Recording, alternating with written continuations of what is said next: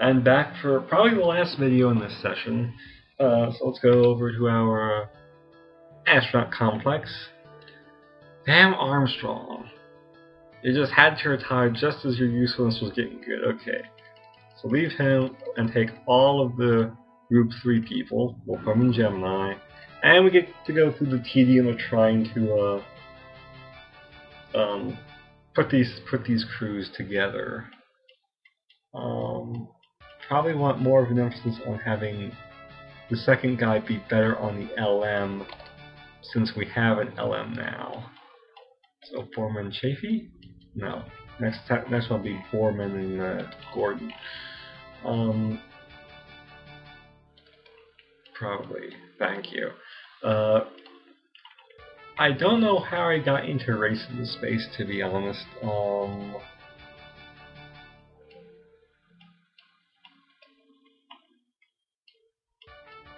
I think, if I remember right, I found the original Race into Space, the original Buzz Aldrin's Race into Space. It was Abandonware on some website. I don't know if it was Abandonia or somewhere else.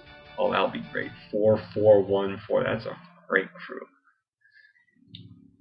When we get to that point, they don't both retire on me. They're going to go to the moon. It was hard, but I've always been a fan of spaceflight. You know, I loved Apollo 13, the movie. I was a bit ashamed that, well, not ashamed, but it's like, we never got HBO, so I never saw From the Earth to the Moon, the miniseries.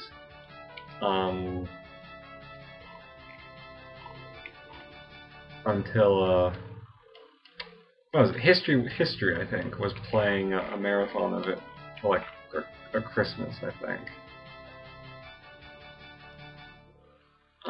Yeah, we have a lot of astronauts left over. That's just the nature of the beast, unfortunately. I thought I was going to go for Apollo, but, events, I think, overtook me there.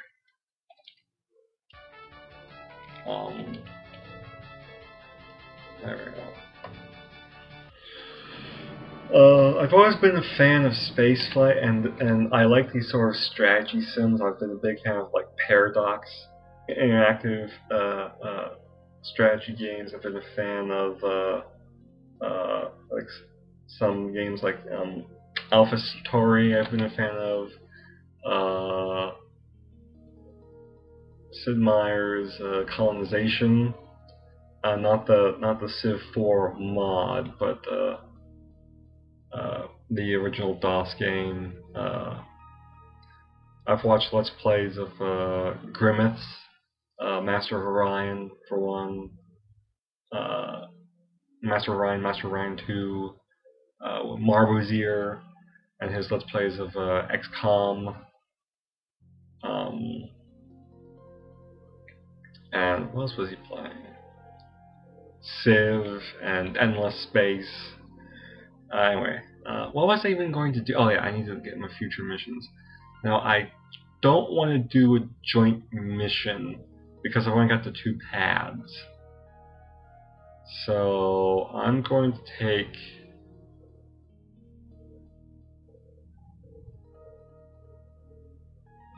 a bit of a risk here. So just do a manned orbital docking straight up on Gemini.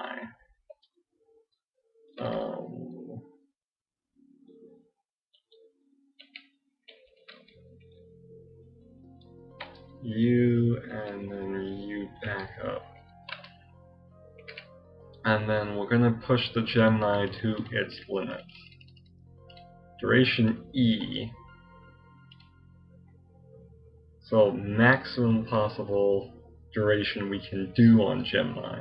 If you have a 4-man, you can do duration F, which gets you, I think, 15 prestige if you do it right, I think. But we just want to get some good experience here. The LEM is not quite ready. It won't be ready for a year, so I think what we'll do is we'll send Aldrin and Schweikert, and then Kernan and Isley back up, and they'll be ready to do a joint Earth orbital LM test by the time we're ready for that.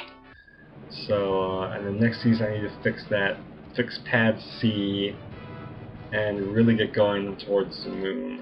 75% is alright, but we still need to do the man-lunar pass, the man-lunar orbital, so that'll get us pretty much up to 90%. So just the orbital EXD. We already downgraded from the orbital docking orbit because we don't have docking module there anymore. So yeah, I think I'll just let this go and just talk a bit.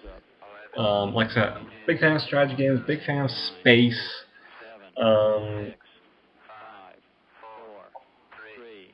So this was actually a no-brainer. I don't remember where I found the free remake.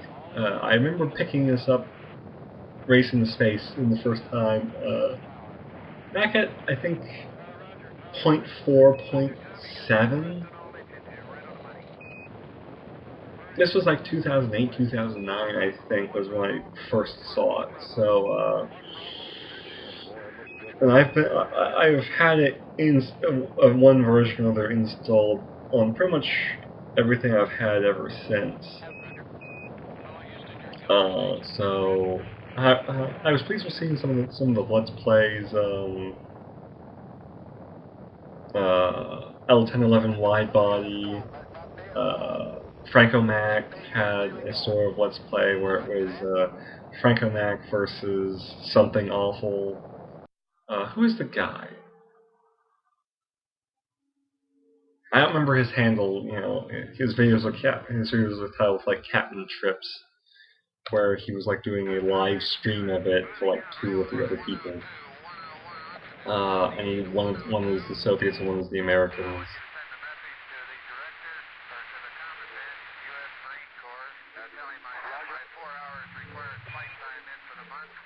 I always find that very funny that John Glenn did that, you know, the astronauts always had a sense of humor about that.